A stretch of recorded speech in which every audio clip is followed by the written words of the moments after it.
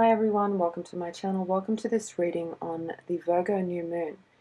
And this is a reading that I have been kind of building up to for the last few days in a very Pisces kind of way. If you are new to this channel and you're interested in divination, tarot, astrology, all of those kinds of things, then welcome, and hopefully you might get something out of this. So the first thing I'm going to do is start with a tarot reading, and I'm going to use my favorite deck to pull a few cards on this new moon. I already have, because of this build-up, like I said, in this Pisces kind of way, where things kind of were coming to me intuitively, and even things from my subconscious. I have an idea that this new moon is actually it's very interesting, and it's also powerful. And I know that people say, oh, this new moon, this full moon, whatever, this transit's really powerful. But I don't normally say that, and I'm saying that because we have this new moon, which is the conjunction of the sun and the moon, of course, in Virgo, which is a really fascinating sign, opposite Neptune in Pisces. And with Neptune, we have Pallas Athena. So those two energies combined is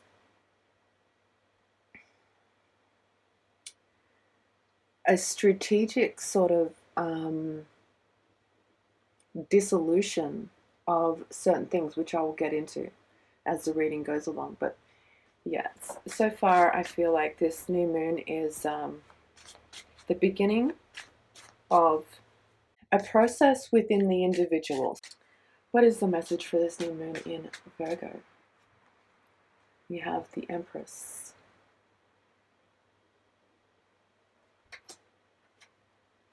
the Five of Cups,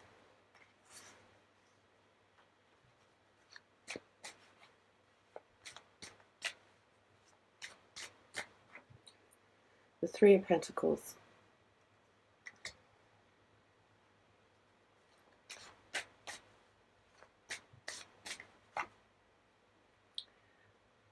the Six of Wands, sorry, Seven of Wands,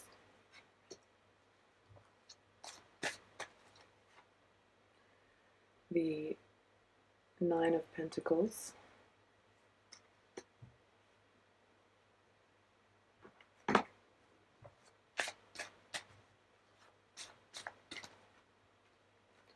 the Queen of Cups,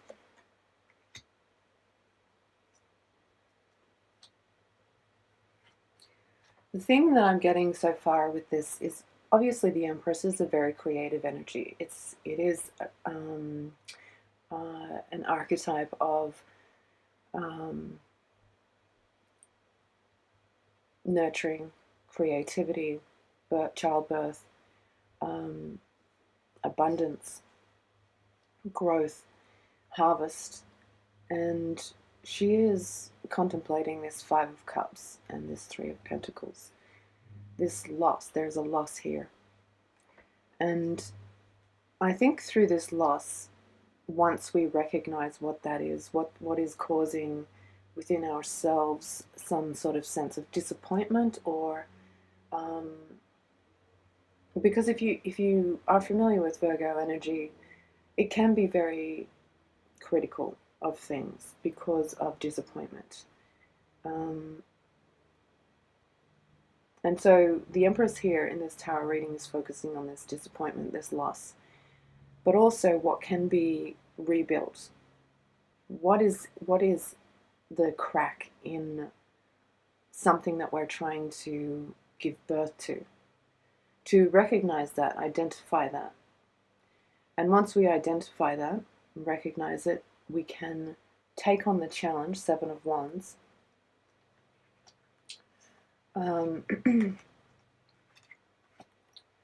of dissolving something within our individuality. So that's what I'm getting so far, especially because this new moon is opposite Neptune in Pisces. The challenge is the dissolving of something within the personality that is energetically, or maybe even subconsciously, we are disappointed with something, deeply, deeply disappointed with something within ourselves.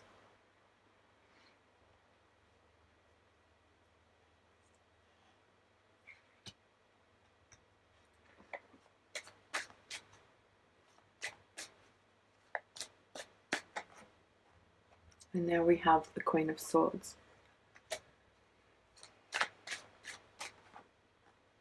The Three of Cups.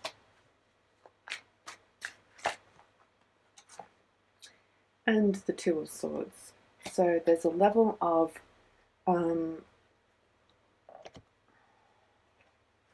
strategy. Pallas Athena, Queen of Swords. But the Queen of Swords is an archetype of you know, wisdom that comes through loss. It's also a feminine energy of discernment, of removing things that don't belong, removing things that are not part of the truth, dissecting the truth, dissecting something to find the truth. So I feel like there's this like dissolution, sort of like strategic separating and dissecting and all these kind of Virgo things. But it is opposite this realm of Pisces, Queen of Cups. So what's the middle area of these two things? So I have a story of how this has been building up for me towards this new moon. So a few days ago, when I was playing with my new iPad, I downloaded an app that would allow me to import PDFs, and then I could mark them up, annotate them, and sort of like highlight text and things like that. That I was interested in. I stumbled across a book written by William Lilly, and this is a guy that was in the 17th century, lived in the 17th century, and he was a author and an astrologer, and he was really into spending many, many hours and a lot of energy into his work, into this astrological work that he did. And he was, it was interesting, I kind of stumbled upon a story that he lived through the plague, and during the times that he was shut up in his house for a long period of time, he lost one of his maids. She died, and he had to bury her. So he experienced like firsthand the death of someone who was serving him. It was all very Virgo-ish kind of synchronicity that it was leading me to. Along with that, I was also led to I was also led more deeply into the process of alchemy and how ancient and medieval alchemists would study the process of alchemy. They would study alchemy, and they knew that it was a mirror of spiritual alchemy as well. So when we hear of this alchemical process of gold and silver, this is the sun and the moon. And it's interesting that the sun and the moon in Virgo is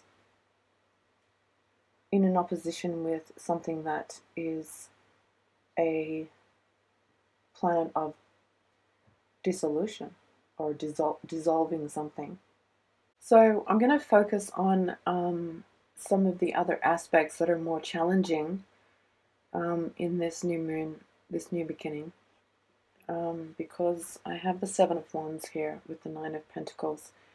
And this is a Virgo energy, Nine of Pentacles, as well as the Empress. So we want to look at, or I want to look at, the moon in a square aspect. So I think I'm going to focus on this moon square Ceres energy because that's what the tarot is showing me. And there are many different aspects I could focus on. But looking at this moon, new moon, and of course the new moon is all about the moon going into a darkness of regeneration and starting a new cycle. And then she will go into a void, of course, and be silent, so to speak. A lot of people don't talk about the void, of course, but I remember years ago that I intuitively was shown through a reading that the void, of course, is a time of reflection, a time to go back to the very essence of the soul without all of the influences that the moon aspects. So it's a good time to do any kind of divination, because there's something there's some sort of purity in it when doing divination work during the void, of course. So I'm going to go with this moon squaring Ceres. Looks like it is conjunct one of the fixed stars, which is Aldebaran. So if we go to stars conjunction, we have Ceres conjunct Aldebaran. So it says that this star is the nature of Mars, similar to Mercury, Mars, and Jupiter conjoined, giving honor, intelligence, eloquence, steadfastness, integrity, popularity, courage, ferocity, a tendency to sedition, a responsible position, public honors and gain of power and wealth through others, but its benefits seldom prove lasting, and there is also danger of violence and sickness. So I think that there may be a challenge with getting what you need. The way that we traditionally think about getting what we need is going to be challenged with this new moon energy. And I say that because the Empress, Seven of Wands, there's something that challenges the individual. It's something that challenges the way that we sustain ourselves, whether it's literally with food, water, the things that we are accustomed to acquiring for what we think is who we are. There is something that we have to discern. Two of Swords, not just about making a choice or making a decision or trying to find the balance. Discernment is basically having the wisdom to realize what to focus your energy on.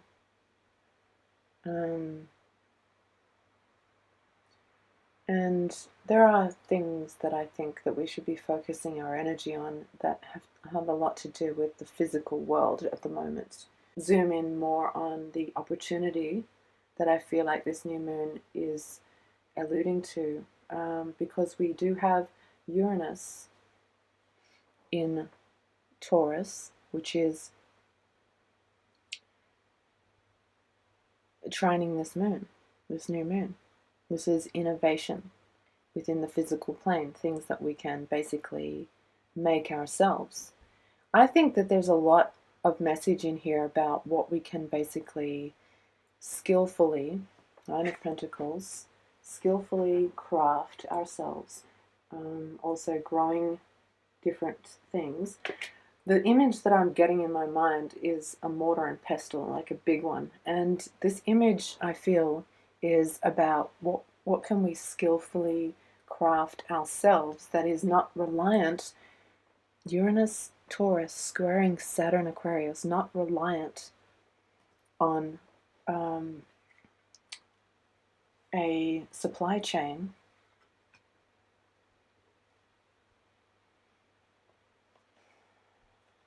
That's not to say that there will be no access to these supply chains, but I feel like there's an opportunity here to um, uh, gain the skills, this Uranus kind of energy, innovative, sudden insight into what it is that you are able to do with your own hands, basically. Um, Queen of Swords, Three of Cups is the celebration kind of energy of like, oh my God, the possibilities are unlimited. The possibilities are unlimited, and there's a shift here of getting away from this sort of like limiting kind of mindset where people are talking about the limitations that they might be facing or the world might be facing. Okay, so now I want to look at an asteroid called Icarus and this vertex point in Taurus.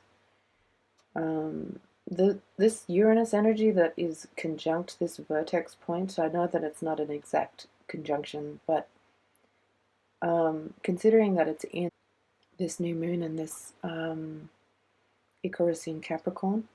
Icarus, just briefly to talk about that and explain what that is, it's an energy of finding the middle way, the middle road, not going too far into an extreme of something because of a sense of power, and or just going with this egotistical kind of mindset, and that nobody is really an expert. It's all just sort of like exploration and feeling around what feels right and discerning what is the middle road.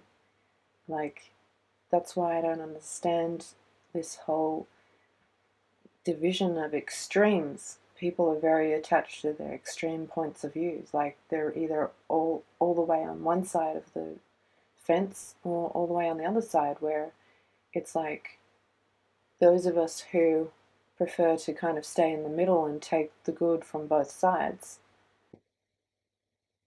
So it's about avoiding extremes, but also when it's trining the vertex point in Taurus conjunct Uranus, what do you already have in your life, in your house, in your heart, in your cupboards that is useful? It will be useful because you'll find it. It will come up while you're doing this sorting out stuff, this new moon in Virgo energy, sorting through things, reorganizing things,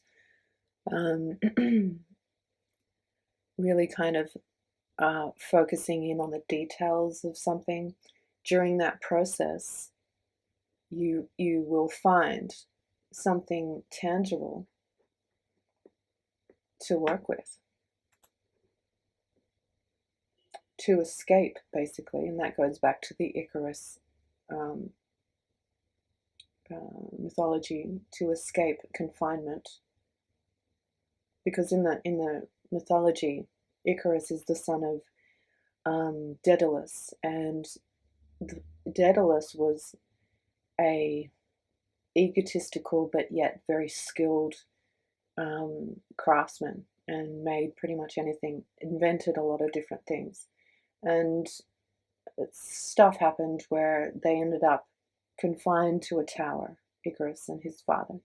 And so his father crafted wings out of wax and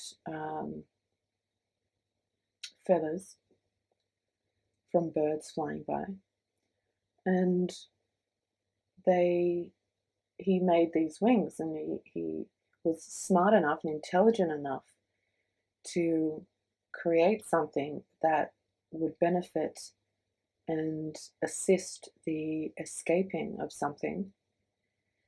But as they were escaping this confinement and this life of living on top of some tower, the son decided that he was above the advice that his father had given him of don't go too low and don't go too high. If you go too high, you'll get too close to the sun, and the wings will melt and you'll fall. So the essence of the story is finding the middle ground, not going to the extremes, or else there is an inevitable fall from grace or fall from some sort of high horse or something. So these things that will be gifted to us synchronistically by Uranus with this vertex point in Taurus. Taurus is about the physical world. Taurus is connected in with the Seven of Pentacles. The Seven of Pentacles is about the seven chakras and all of the senses, and the way that we use our senses to have more of a relationship with the physical plane. So with these three earth signs, Taurus, Virgo, and Capricorn,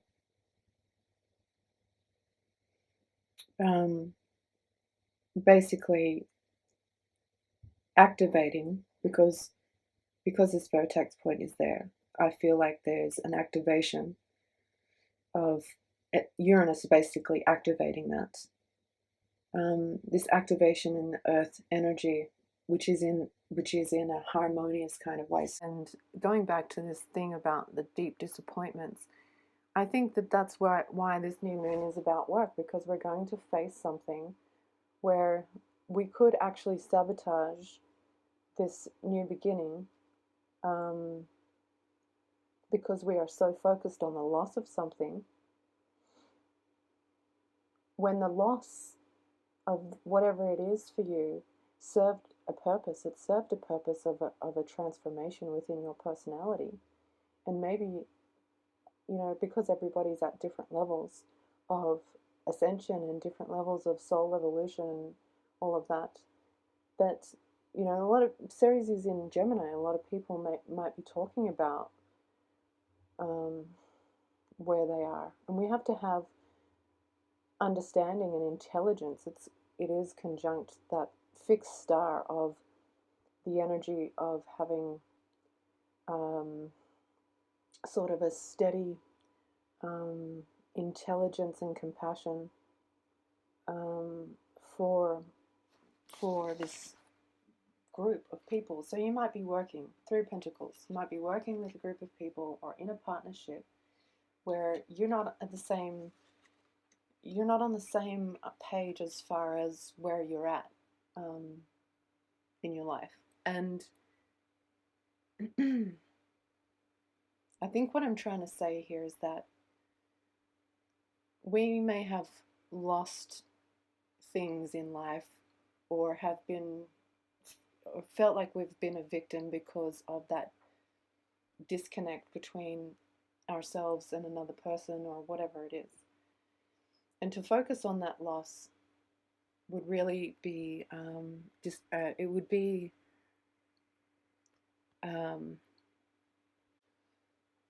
a shame, because these other people or the partnership, although they might be on a different level than you, there's still value if we can make that compromise, going back to Virgo and being able to discern how much energy we put into their story, or how much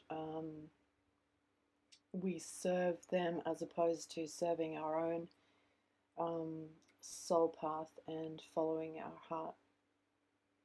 I think that there's a balance that needs to be created here with this new moon energy. So that's the challenge with it. we can do with this Pisces and Virgo energy is bring things that we find in our physical world, in our lives, while we are doing what we're doing in this current atmosphere of restriction and change and everything that's going on. Going back to the story of William Lilly, what he did with his time was very productive, but he did put in a lot of hours. He was engrossed in his work, and it turns out that it contributed a lot to society later on after his death. I think the way that we use our time during this chaos that we're in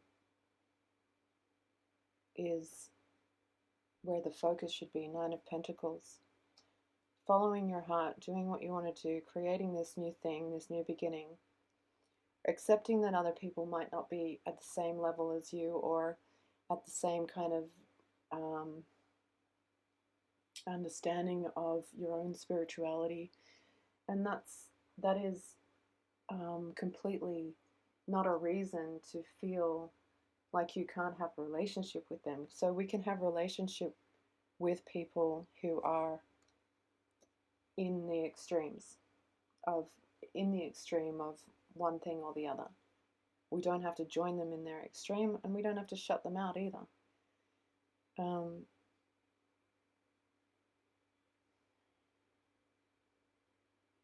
And doing this and being kind of strategic about it with this Pisces energy and Neptune is not getting caught up in an illusion that, oh, this person that I'm in a partnership with or in a group with and I'm building something with and I'm invested in it, they will come to my level or they will come to a point where they understand blah, blah, blah. That is a very disillusioned way to think about it.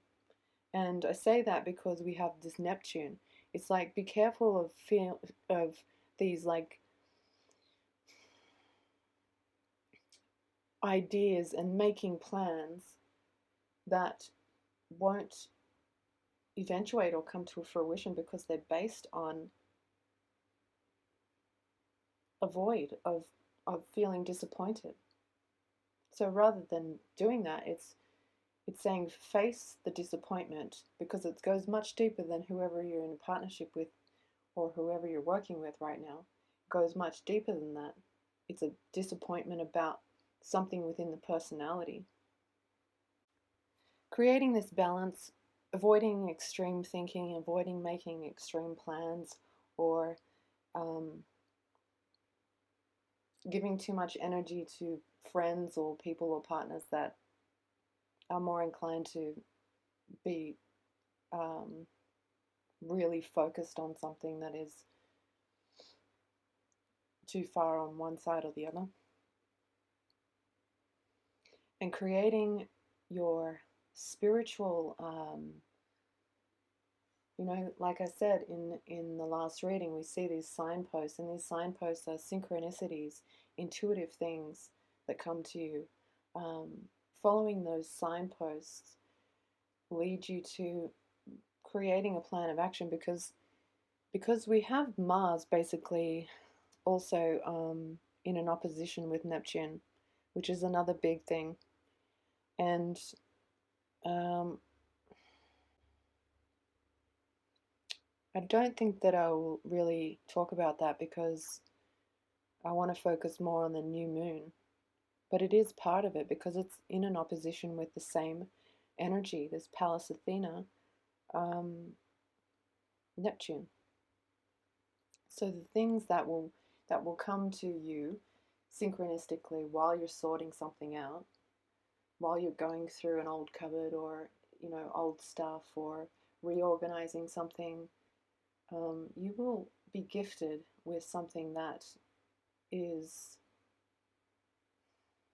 going to help with this pathway, this new beginning, and realizing that you don't need what you thought you needed before. You don't need this other person to be at your level. You don't need this group of people to understand where you are spiritually. You don't have to be in agreement with anyone actually, and that you have everything that you need to embark on this new beginning, but also being careful not to um, allow the fantasy or the illusion of some kind of outcome to creep in and sabotage this. Rather than that, just going with the flow. Just go with the flow of this energy. It is also, and I think, in my opinion, it is a very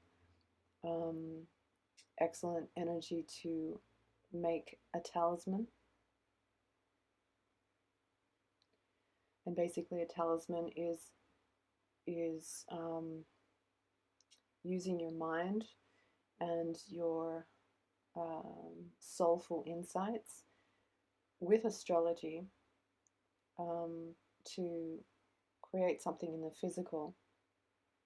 And I have a feeling that this might come because we have this Uranus in Taurus, and just something happens synchronistically where you know that something you have on hand already, you can create a talisman and bring that with you into this new beginning. We have also Hygeia,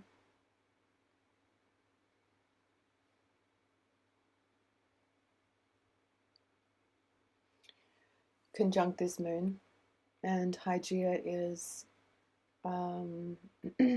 about health and the process of getting to the pure essence. So I'm thinking that the decisions that will come up in this new beginning, this partnership, whatever it is, this new thing, you will have to use your discernment and decision-making skills based on a sense of humility about it. And I think stripping away and allowing something to dissolve in the personality that has grown and built up from some kind of loss is the key. So I want to look at the Sabian symbol and read that to you. It is a Virgo, 14 degrees. So the Sabian symbol is a fine lace ornamental handkerchief. This symbol speaks of emotions and the delicacy of feelings and a preparedness to show one's emotions. Often the ornamental handkerchief shows someone who has issues or problems with being emotional, letting go or crying. It can, however, show a person who is always there at the ready for people who need a shoulder to cry on or a kind ear to listen to. Sometimes the smallest tokens of our past, like a fine lace handkerchief, can bring us a sense of security and joy. The scent of the fabric, the care and loving in the crafting of things of beauty give us a sense of security and being loved. Delicacy of feeling, attention to detail, valor and bravery, perfume and beautiful things. So on that note, I wanted to mention the flowers behind me I picked from my garden today. And they are star magnolias, and they have a really, really nice perfume. And they are very delicate kind of flowers. They have this effect of aromatherapy. They have this effect of calming. So things that bring in like a sense of comfort and calm, like a scent. Going back to Uranus in Taurus, you may find something that brings in this sense of companionship, calmness, a sense of security that has to specifically do with the senses like smell, taste, touch, things like that. It says the caution is the artificial sob story, so avoiding the victim mentality and wanting everything to be perfect, everything having to be perfect. So that really fits in with this Virgo new moon. Another thing that I wanted to read is something that I found about the process of alchemical transformation that I just wanted to read. It says, through the process of alchemical transformation, one finds support through the help of Mary. This is why the alchemists assigned her such a significant place, the Virgo Paratura. And Paratura is the collection of composed music, and it is in quotes. So, she who is about to give birth to the stone, the philosopher's stone, as she gives birth to Christ, she brings the soul forth to the light. The Black Virgin teaches that hidden underground, hidden in darkness, the black statue portrays that in the very depths of her body, she conceals the light of the world. Because of this, certain of these statues are shown with a radiating sun over the womb. And this is why the Black Virgin could be considered Our Lady of Alchemy, she who presides over the process of the great work. So it really fits with the new moon alchemy of the new moon. So I just thought that was interesting to keep in mind that the practical kind of energy that is available with this new moon is really strong, and there's an opportunity to dissolve something within the personality that is blocking our individuality from really being as pure as it could be. So there's a process here of purifying something. I think with this Seven of Wands, High Priestess energy that came up here is that it's a delicate process of finding the middle road when you're faced with extreme points of view or extreme disappointment that you encounter with other people. Like, let's say you're in a partnership or a workplace or a group of friends, and you have built a really strong bond with each other, Three of Pentacles, and there is something that happens where it really shows you that you're not on the same page spiritually, and there's a deep sense of disappointment there, and having to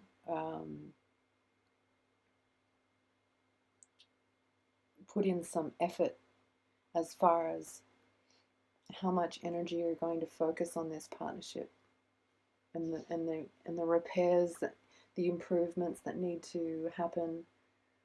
It's a really delicate process. But we have Pallas Athena here, which is all about wisdom, strategy. She is a goddess of war, but it is for a cause that is just with this Neptune energy. On a negative note, just to mention this, with Mars squaring Pallas and Neptune, and Mars is very near to a fixed star called Alcade. I feel that this is some kind of secret strategies going on.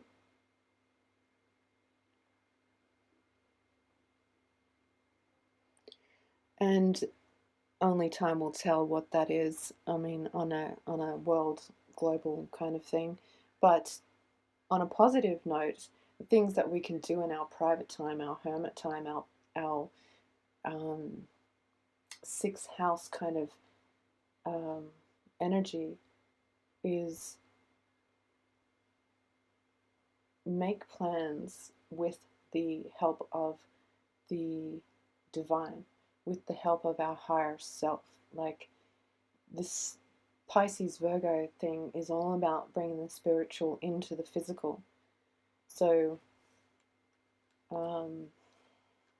hopefully this reading helped some of you, or made sense, or was interesting. as far as the challenge here, I don't think that you have to take action other than using discernment and intelligence to avoid violence or aggression from others. And I feel like if you keep the balance between the extremes and find the middle road in the things that you're doing at the moment, there will be a lot of sudden insight, and will feel like synchronicity, fate, destiny. And finally, I'm just going to clarify the last card, which was the Two of Swords, which is about the indecision about something. So it's also a Libra kind of energy.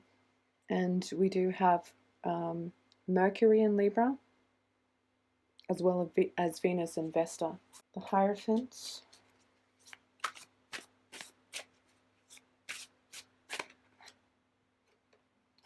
the Five of Wands, and the Four of Pentacles. The Five of Wands in this deck, this is the Pagan Otherworlds deck, there's two camps here. There's those two extremes, which obviously there's a lot of conflict between the two of them. And this is in the realm of the Hierophant, which is the establishment, or things that are kind of already set. There's something that's already been established. Where do you stand on something that's like, it's like we're in a world where we have to make a decision, like we have to be on one side or the other side. And I feel like with the Four of Pentacles, there is, you can see here, there's a box with a key. The key is right there. And the Four of Pentacles represents holding on to things, being too rigid in the way that you think about something, which manifests in the physical world as greed and scarcity, or you know, a sense of what's mine is mine, and a lack of empathy for other people, a lack of being able to share. So I feel like what's happening here is that people kind of feel like they have to be with people that think and feel the same way, and that they have to make this choice because we're in such a Gemini kind of energy of choosing sides and all of that stuff. It's just creating more of this Four of Pentacles energy within the collective.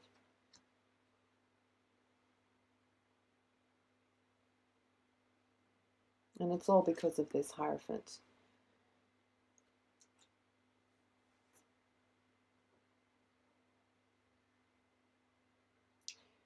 So we live in a world where it's like, if you want to go into this particular area, there's all these conditions now. And so if you're on one side or the other side, that will determine your access to certain things, which creates this Four of Pentacles kind of bypassing the whole opportunity that we're in right now to evolve to a level of empathy for people who have completely different viewpoints and intolerance for others. So I'll just share this. Like, there's a lot of astrologers I've noticed that are in a certain mindset of conspiracy and all of this kind of thing, and I don't relate to it. But it's not that I don't believe in some of it or whatever. It doesn't even matter. Like, I have gone off a lot of astrologers because of their extreme points of view. I used to listen to some, and now they just really, it's hard to listen to because it's so negative. But this Virgo energy is about having the skill to be able to listen to something or listen to someone and take from it the value, take from it the things that are of value. How do you navigate wide open spaces of the unknown? Because that's where Pallas is, and she is all about strategy and skill and wisdom, and she's with Neptune. Something that's just come up to my mind is that Neptune is like a kind of foster parent to Pallas as far as the mythology goes. So it's the energy of like working with something or being with something familiar. Somehow the Neptune and Pisces energy for a lot of people can facilitate huge amounts of unconditional love and intuitive insight in their lives at the moment. For others, I think that, like I said, on a negative side, it facilitates plans of destruction or sabotage. So that's the new moon energy. I think it's really a really interesting one. There's a lot to do. I mean, it's all about work. Virgo is about work, but it is also very much about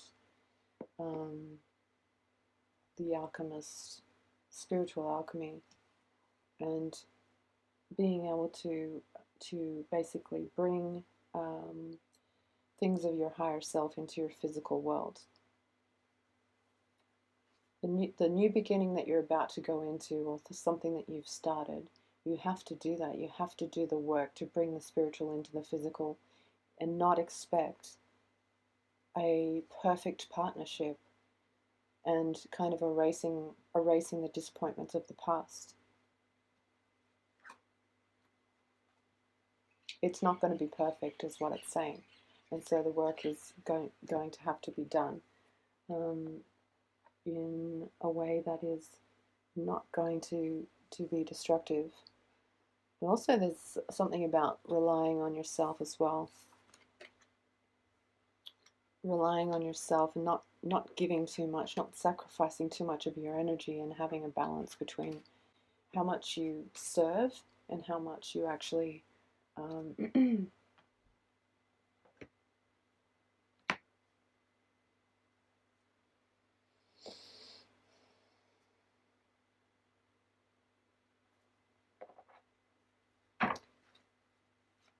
I'll just pull a few cards on Venus, who is in Libra,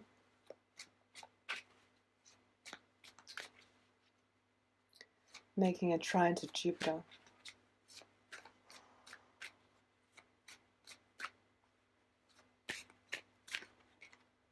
The Six of Swords.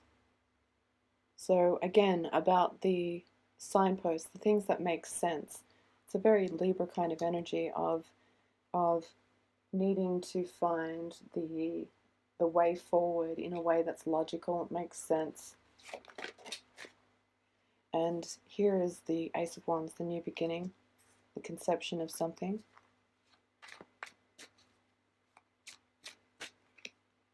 With the Empress and the Nine of Pentacles.